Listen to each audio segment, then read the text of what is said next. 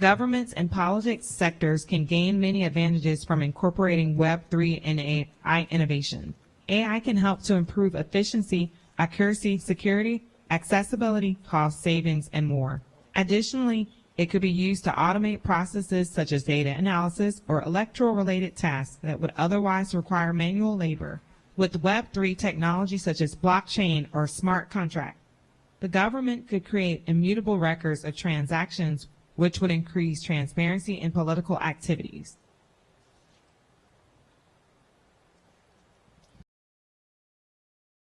Why should the government and politics industry be inspired by these advancements? Now, this is the only conversation where I am going to facilitate. I mentioned why earlier on. I just am not willing to take a risk of things getting derailed around demonizing and glorifying people and political parties, when really that's not what AI and Web3 tech should do for government and politics. So I would love to have an open dialogue. Is it possible that those who are interested in talking about it might be willing to kind of come closer so we can still have a intimate conversation with one another? Everybody, come on over here. I'm going to stay on the one wheel for one moment to make a point while you all engage. Here it is.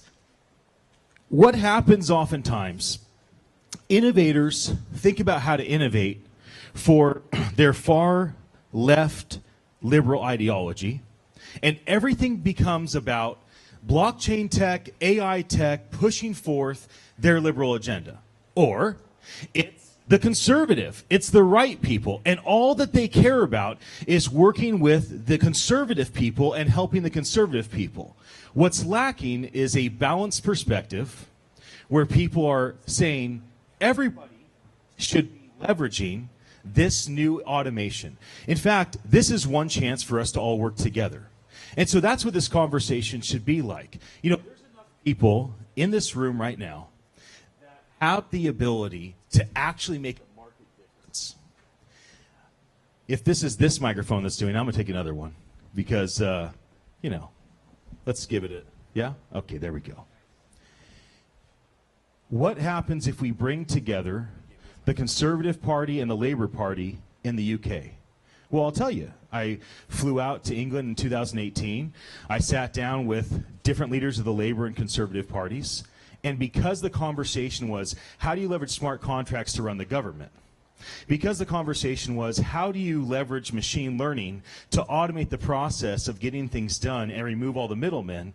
It wasn't about who was trying to get elected as a prime minister. It wasn't about what's this agenda that's happening. It was just simply about, oh, well, that's an interesting concept. Like, how do we leverage innovation for this? So as long as you keep the conversation around this key thing, good innovation for all people. That would be the idea. So my question is, what are some ideas right now of what could be done with new tech and emerging tech that would truly make a market difference in the political environment, whether that's regional, you know, Orange County, Los Angeles County, or statewide, or, you know, global? So I'm asking you the question. I'm here to listen, even though I'm the one standing up here at the microphone. So, yes, please, David. Why don't somebody bring David a microphone? David, jump in and give us your thoughts. Let's have a conversation. David from C-Power. I think I failed to mention my company before, so sorry about that. Thanks for the question. So, a lot of my blockchain and mining customers have very strong opinions about this. It seems like the most obvious one, the elephant in the room, would be vote verification through blockchain. That's just the most obvious use. I don't know why we're not looking at that.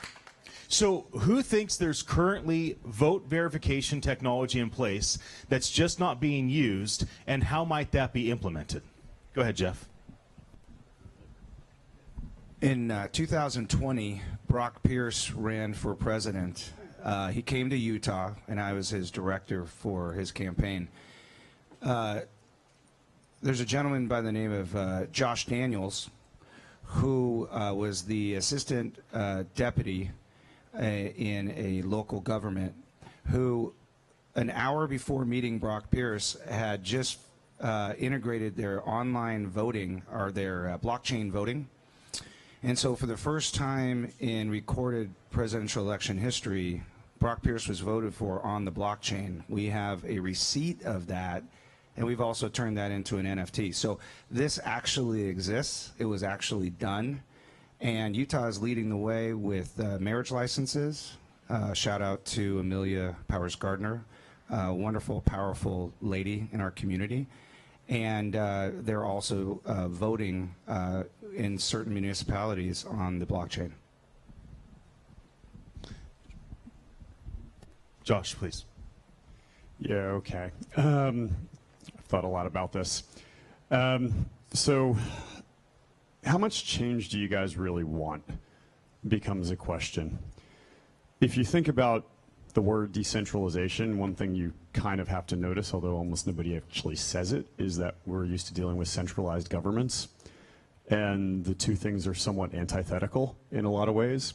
And you can certainly employ decentralized technology for vote verification. There's no question that can do that. That's almost low-hanging fruit. But if you're questioning elimination of middlemen, you start having to question the entire legislative process. If you think about it, everybody hears the words law can't keep up with technology. It's really easy to think about why. I have to mind my mic time, I know, Ian, because I could go on forever. But the pace of legislation, if you start back when 1700s or whenever Congress was first established, it's gone something like this. And it's longer and longer and longer. And the legislature involved can't be expert on everything. The best they can do is bring in some experts to testify to try to teach them in a day or two about something that they're trying to regulate. But they're never going to get it all the way. And then you've got political types of issues like our infrastructure bill, where suddenly every Bitcoin miner was required to report to the IRS tax information on people that it never knew because they just ignored the way that Bitcoin actually works. At the same time, the pace of technology is going like that. We're somewhere over here, I think. We're probably vertical at this point. So, it doesn't take a lot of thought to recognize that the legislative process itself is a problem. In California, we've got this wonderful constitutional ballot amendment ability, which when I first moved here, I thought was absolutely hysterical. But the reality is that people can get something on the ballot for a vote based on getting, I think it's 10,000 signatures. And we might live in a great place for a little test case about different kinds of legislative adoption. Can we get experts to write legislation on something and get to a popular vote? Just to try it. It's a thought. Vanessa, please. And I think Stephen may want to jump in after that. So I want to chime in on, am I standing in the right place? Okay. So I don't know how many of you know, but I'm going to bring in a law, but I'm not lobbying or anything. But in California, loitering for the purpose of prostitution was legalized on January 1st of this year. And many times we don't know these things because we haven't been informed, and in fact, we don't even know that they're in, the assembly or they're in the Senate. We don't know what people are voting on. We don't understand the legal language, and that's where I think AI could play a really big part in this, in articulating, using AI as a vehicle for everyday people, right? Because this is supposed to be for the people, by the people. And so, putting tutorials with a face and a persona and an avatar that would articulate and make it maybe a requirement that X number of people see this before it moves forward. Something that ensures that not just the kind of the most educated or the most elite individuals and let me go further. The legal language is very hard to understand. Sorry, Josh. And so I just happen to have a knack for it, but not everybody can. And then when you're trying to explain it to people, they're getting overwhelmed. And so I think that's where the government and political piece could make a huge difference if we started to understand the process and the details using AI technology. We have so many things. Yes.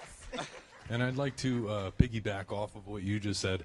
I think there's a lot of need for just transparency, and even when these things do go into effect, how they affect our lives on a day-to-day basis as citizens or as business owners or entrepreneurs, and how these things are going to be directly impactful to our own life and our own business and our own livelihood, and then also the transparency behind how these decisions did come about. And I love that suggestion of even saying, hey, X amount of people should be able to have been educated on this about to being passed before it does become law, and just the idea of transparency and education and impact on an individual level for politics and government.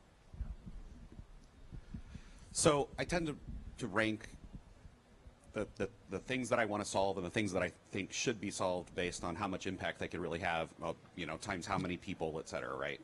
Hours of frustration saved. And one of the things that's been bothering me quite a bit for years is that there's a lot of government interaction, government implementation that could be vastly better.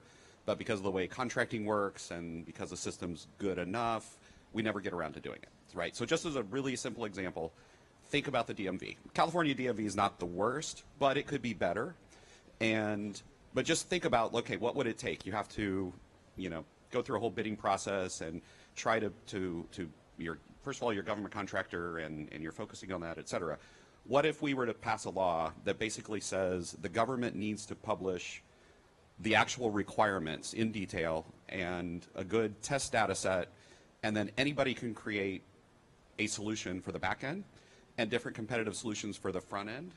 And if they can show that those are better and save frustration, headache, et cetera, then they'll get implemented, right? Or they can be implemented, people will implement this open source, or they'll do it prospectively, et cetera. And if we had that path to verify that it actually fulfilled all the requirements and that they were required to adopt it if it's proven to be better, we could rapidly start working our way through a lot of different government things to make them a lot better. And when you look into taxes or you look into the legal system and various other regulations, a lot of times there's the implementation details that force certain annoying situations are really just implementation details. They're not necessarily required by the laws, but they're a result of the path that ended up being taken to get there. So they have the force of law, but they aren't really necessary, right? And a lot of those things could be fixed and improved and optimized if we were to take that kind of path. Divya? Yeah, great. Yeah. I think with Web3 and AI, we're in an absolutely amazing space. I mean, well, there is a challenge that you can have bias in AI data. There is a challenge that that these models might not be representative of everybody. But I guess the positive to look at Web3 and AI coming together is what's possible, you know, in terms of democratizing this space. It could be a case where governments, you know, take initiatives to encourage use of no-code platforms, SDKs, APIs. And of course, you need to kind of curate these platforms, SDK, APIs, and such. But I think that's quite powerful because not everybody can code, not everybody understands model, but everybody can use a tool, right? And that's powerful. And I really believe governments have to take this into consideration when they make policies. You know, more no code, so people who are artists, musicians, creators can use platforms without having to know what is underneath it. While still creators, I mean, the techies of the world can still build these platforms and models, right? And so each have their own space and they have something to kind of give to the world at large. Yeah, thank you.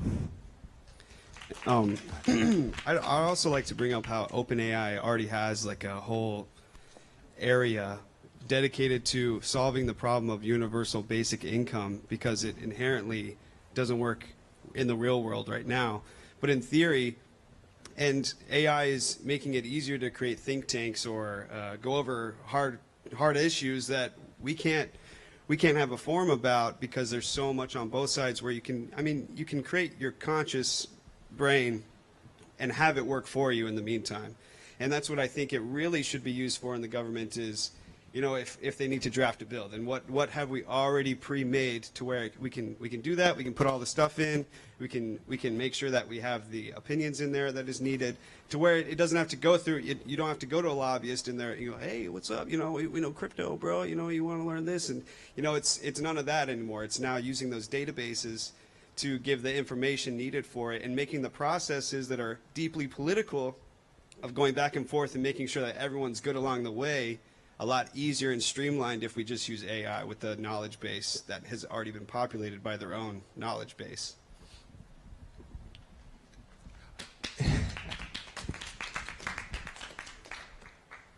Okay, so governments and politics, and these things really reign pretty close to me because I'm looking at leading politics in Jamaica coming up. So a lot of these moves that smaller governments are making is really based off of finance, right? Everybody is going to get the CBDCs, so we're digitizing currency, so now we need digital IDs. Well, I think it's a great opportunity for the governments, one, to track people. And I know a lot of people want to be, you know, have anonymity and so forth, but ultimately it's about the numbers, right? Your government is supposed to vote based off of the numbers of the people. And if I can't prove that a person is actually a person, or if I don't really realize like how many votes are saying we should do this, well then you leave room for the special interests to come in and the special steak dinners and so forth and so on. So I would think that most governments, as I say, should create a ministry of culture. Okay? So what that is so that each government can own its actual assets and give them to the people. A lot of people to interact. Now, all of these are done with smart contracts and on the blockchain, so you can see, but it gives so many more revenue streams that operates, you know, for the people, so that we're not sitting around going back and forth and just because there's only two political parties make it polarizing, but get the most optimal choices out there. Actually have some sort of mechanism, you know, where we have biometrics to say, okay, you are the person. Your birth certificate is on record. Your real estate ownership is on record. All of these are the things that make a lot of these smaller governments inefficient. I can speak for Jamaica because we've sold away a lot of our natural and natural assets. You know, that be the port, the roadways. All of these are things that should be going back to the people, and it's because most of the documentation isn't really on record. So I think that if a government really wants to be forward thinking, they will use the blockchain, they will use AI to aggregate more of the common sense kind of decisions, so that way they can get on to like the real stuff, because it's really them getting caught up in filibustering within the minutia that causes a lot of these roadblocks. But in certain cases, a lot of these people that run the countries are only doing that because they know how to cause confusion. So this right here is also something that can really allow people to, you can see who's being more efficient, and you can start running new political platforms on efficiency and getting things done. So I see this as a great opportunity for those who want to be on the forefront and not and change and still be able to stay senator for 12 years or whatever they want by utilizing this really for the people. So I want to share a few stories from three American, or no, two and one in the UK, government leaders. One from the 18th, one from the 19th, one from the 20th century. And after I share these brief stories, I want to talk about something around transparency, authenticity, and access to what's really going on. In the 18th century, George Washington became America's first president. Maybe people don't know, George was a very peculiar dude. He always had a fresh set of clothes to change into before he came into a town because his brand mattered that much to him. He lied in his journals. He made himself out to be a hero, and he did not mention all the very strange and questionable decisions that he would make. One of the ways that he was a leader is he was quiet until he was enraged. And two examples would be, he would tell his guys, if you run away from the fight, I will shoot you in the back of the head, and I will tell your family what a loser you are. Maybe some more harsh language was used. Another thing that was very interesting is we weren't going to become a nation. The folks that represented the state started to walk out, and George slammed his fist on the table and said, sign the damn paper now. That's one story. We'll get to two more. Abraham Lincoln, when he took over presidency in the 19th century, the number one guy to be in his cabinet came before him. And everybody's like, well, this guy's a shoo-in. He's the greatest of all time. So Lincoln interviews him. And the end result is, Lincoln says, absolutely not. He's not going to be in my cabinet. And the whole team, what do you mean? I mean, he's the most qualified of everybody in the entire country. And Lincoln says, guy can't manage his face. If somebody can't manage their face, they have no place in my environment. And finally, in the 20th century, Wilt Chamberlain. I said the name wrong. Wait, sorry. What does that mean? Like he wasn't shaving properly? Or like, if he was upset, okay. if he, that whole thing of like not managing your emotions. And Lincoln wasn't willing to tolerate that.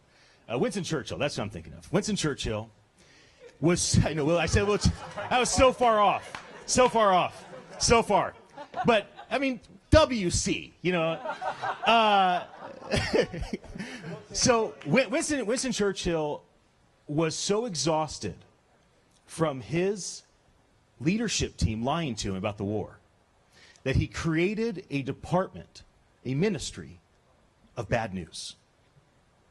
He set a whole thing in motion where the only job of this department was to tell him the terrible things that are going on. We don't know if any of those stories are true. I wasn't there. You weren't there. I mean, we have things written down. Obviously, it's more fuzzy with Washington than Churchill. We don't know. What we do know is that the government doesn't seem to have a lot of honor for our privacy and our security. They seem to be looking at our text messages, our phone calls. There seems to be a violation of our constitutional privacy rights happening currently because they are operating in a centralized format with very little accountability. On the other hand, they seem to have a tremendous amount of privacy. They seem to have crazy amount of security. Like everything is completely confidential for them. And I often wonder, how in the world did we get to where we only get to hear about things that happen with political leaders after they're dead and gone, or after they're out of office, when there's nothing we can do to hold them accountable or keep their feet to the fire? And why is it that over time we've continually allowed our own rights to be eroded? And is there some way that we can cross the chasm with tools like AI and Web3? I don't have an answer, but I want to stoke your imagination to start to think through, why is it that Newsom would never allow a Gary Vaynerchuk video team to follow him everywhere? Why is that? We know he wouldn't. No governor that doesn't have to would choose to say, yeah, I want every phone call recorded and live streamed to my constituents. I want no secrets. None of them will opt in. Yet we opt in for business. We opt in for our communities. We opt in for our families.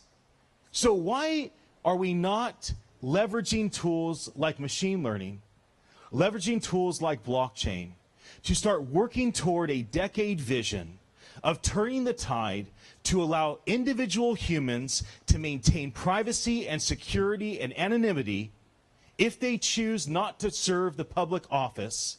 And why aren't we working towards some sense of determination and drive to force those that say they want to serve the public good to actually be held accountable to the extent that at least at some point, at some extent, we can actually know what's going on and what's really happening behind the scenes? I don't have answers, but I really think that this is a pivotal thing that will make a huge difference. And when you look at the election cycle coming up in 3 years and in 7 years and in 11 years in America, I believe that what I'm talking about will likely be a very, very important conversation. And much of how it will go down is not because we're going to vote, and it's not because we're going to make noise, and it's not because we're going to get in the media or go troll on Twitter. It's going to be because we collectively start to think through innovation and how do we slowly make little marks and little turns that are good for the people and good for humanity and erode some of the unnecessary power that's currently in place in the government institutions. Does that resonate with everybody? Yes. Go ahead, Kate. So I love you. Wonderful. One of the things that perpetuates everything you just said, I believe, is the confusion of the way the government communicates with us. So opting in is a great one. Like, have you ever read it? Anybody? Any of them? You just opt in. You just click it because we can't read it, right? It's too confusing.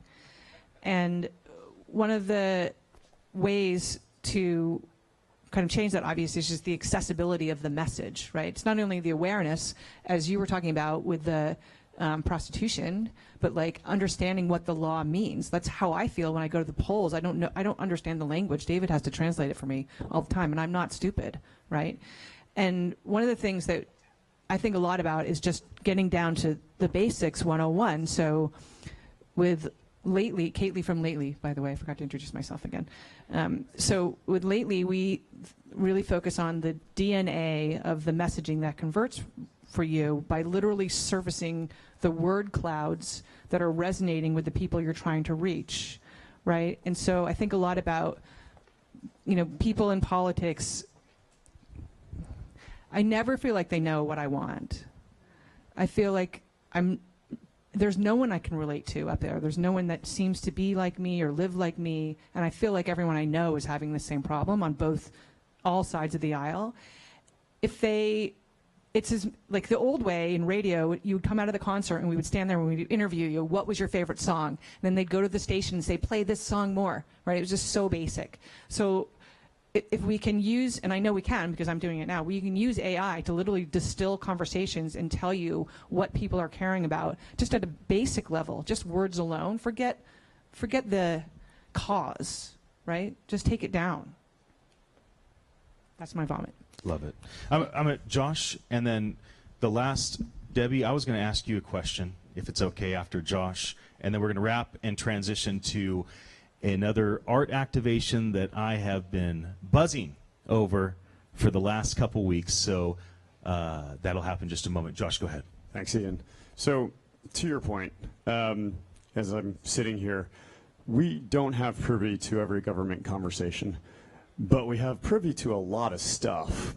There's the Freedom of Information Act. In California, there's the Brown Act. We have privy to political donations. We have privy to voting records. What we don't have is a really great way to sort through these and present it to everybody so they can see when they're making a decision exactly what they're voting on. I was sitting here thinking about those California constitutional ballot amendments I mentioned before, and the big problem with them is by the time all the advertising is done, you have no idea what the thing is actually going to do. So, things that we can do, I like the word permissionless. Nobody has to get permission to get that data, run it through an AI, and come up with some metric of what a politician has historically done or who they've taken money from. That'd be pretty darn useful. I completely agree.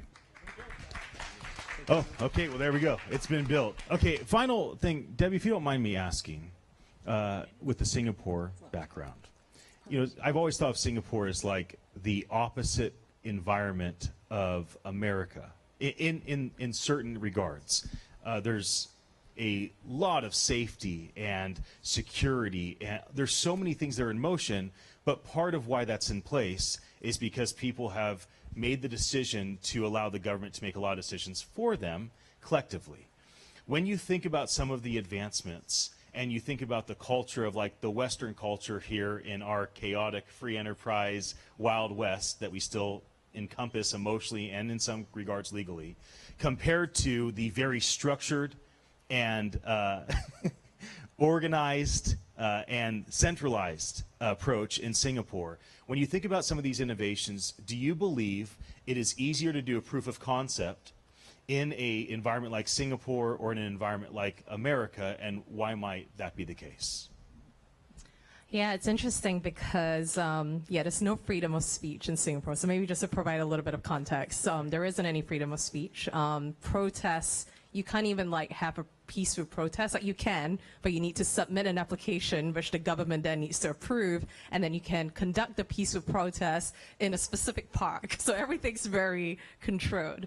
And I think there have been kind of changes along the way, gradual. I think part of it is also generational, right? Singapore is not a very old country. It's only been around for, I don't know, like 50 odd years. And frankly, like even when I was growing up, it was still very much a, very undeveloped. And so it's got to where it is today, this thriving metropolis, primarily because one person, the founding father of Singapore, if you will, decided that, I know what's best for this country. I'm going to decide accordingly. Any of my political opponents that don't agree with me, I'm going to throw them in jail, right? And it was, considered acceptable, and no one dared to speak up. But because of that, it has thrived, right? So I think, the world is all about trade-offs, and that was the trade-off that collectively, I think, the entire country decided to accept. Obviously now with the internet, everybody sees what's happening, elsewhere in the U.S. People are aware of what rights other people have.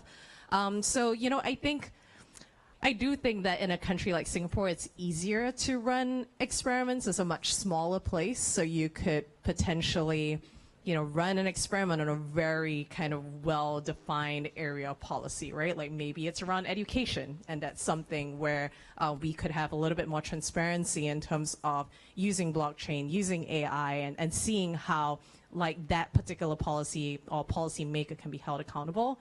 And I think in the U.S., I think it's tough for the exact opposite reason, right? Like, I moved here like 2 years ago. I can barely keep up with, when I first moved, I was in Marina Del Rey, and I realized that was a different like area from Los Angeles. I'm like, what is this? Like, it makes no sense. So, already from that perspective, I can imagine that being really difficult. But yeah, I think like everything that's been discussed today, I'm really hopeful of what some of the advancements that could be made. I think certainly from even on a DMV, like isn't a California DMV using the Tesla's blockchain or something for vehicle registration? So again, I think the right approach is where can we start testing some of these concepts in something that is limited and doesn't have like immediate spillover effects where everyone is going to lose their minds about it.